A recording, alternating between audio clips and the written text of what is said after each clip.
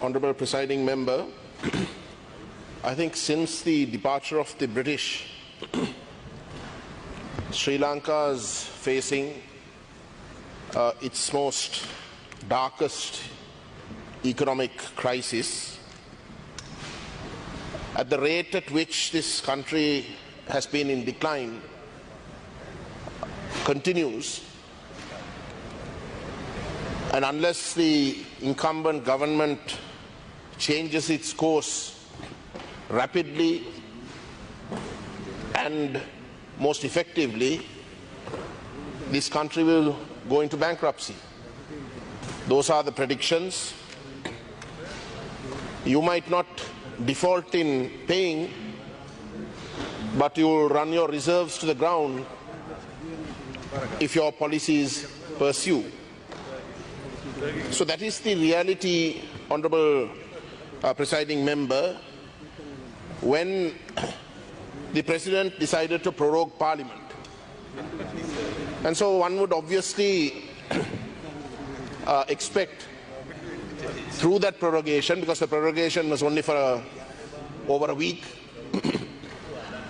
that when Parliament was again summoned, that the President would have answers, not just to the economy, obviously the economy being the most vexed issue that the country faces today, but in attempting to solve the problems of the economy, the government will also fundamentally address structural issues that the state of Sri Lanka has faced since the British departed. Now, without making a radical rethink of where you want to head, you're not going to change anything. As someone earlier on quoted, I think, Albert Einstein in saying, by doing the same thing over and over again, you can't expect change. You have to bring about change in order to, in fact, achieve those changes. So in that respect, Honourable Presiding Member, as member parties that represent the Northeast, we also expected the President to have a different vision with regards to how he is going to address the question of the ethnic conflict, and whether in fact he has had a change of heart. Because when he prorogued Parliament, one of the key issues today that he has to face internationally is to in fact create a new constitution that is acceptable by all peoples of Sri Lanka. And in a situation where the last three constitutions have been completely rejected by the Tamil people, or where the Tamil people have been completely left out, obviously, if you want to put this country on a proper footing, then the most fundamental structural question that faces this country for the last 74 years has to be addressed and resolved. And so with regards to the Northeast, this is what the President had to say. The people in the Northeast who had been battered by the war for a long time wanted economic security above all else, he says. I'm quoting him. They wanted a good education for children, job opportunities for young men and women, market access for self-employed and entrepreneurs, as well as water for drinking and agricultural purposes, housing facilities, hospitals, roads, and other infrastructure facilities.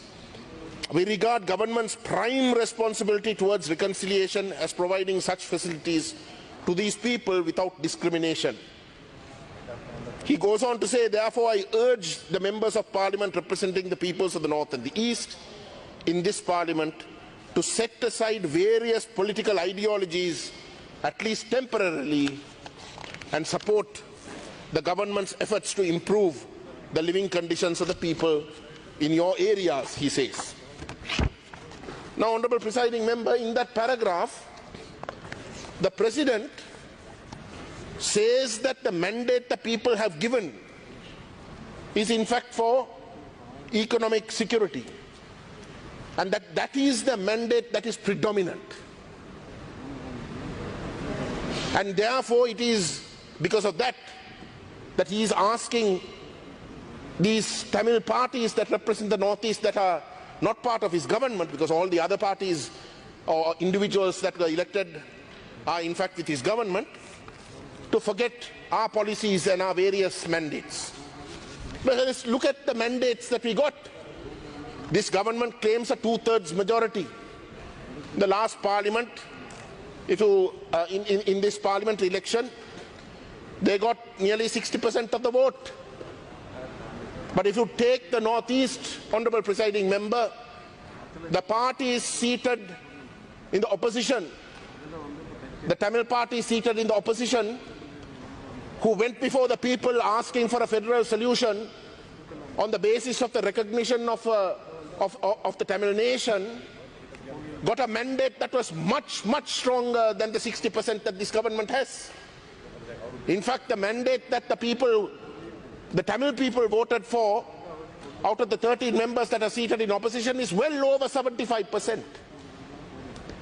But the President has no qualms, no shame in asking a much stronger mandate given by the Tamil people to the parties seated in opposition to be suspended and forgotten for his own racist agenda to be pursued against the Tamil people. Against the Tamil people. And mind you, even when you consider the members who are seated with his own government, the Tamil members, 5 members who got elected, at least 3 of them, certainly in the northern province, got elected on the basis that they are for the recognition of the Tamil nationhood. In fact, Douglas Devananda, in every single poster that he pasted in the Northeast at the last election, asked for the Tamil people to vote for him to in fact make sure that the Tamil nation rises. That was the slogan that they said. So this is a mandate that cannot be compromised. It will never be compromised. It is a mandate for which people have given lives. People have given lives in their thousands. It is a mandate that even after genocide was committed, people still voted for and repeatedly are voting for. You cannot expect that mandate to be given. And if any member seated in opposition, Tamils, seated in opposition, think they can in fact give up that mandate and support a unitary state, well, they will also get the required result at the following opportunities. So what we need, Honourable Presiding Member, is a sea change.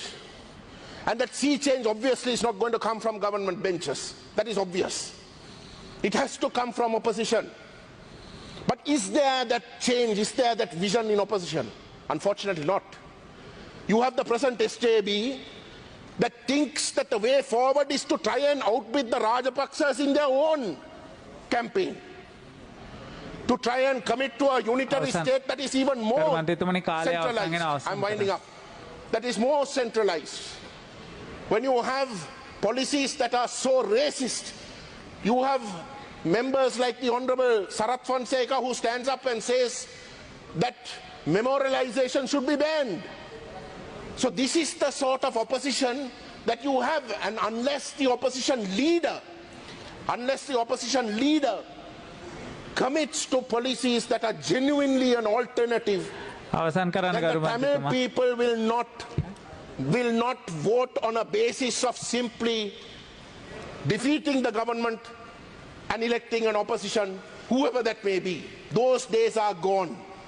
If you are going to change this country, you have to change it fundamentally. And fundamentally means you have to also change the structural concerns of this country. Thank you, sir.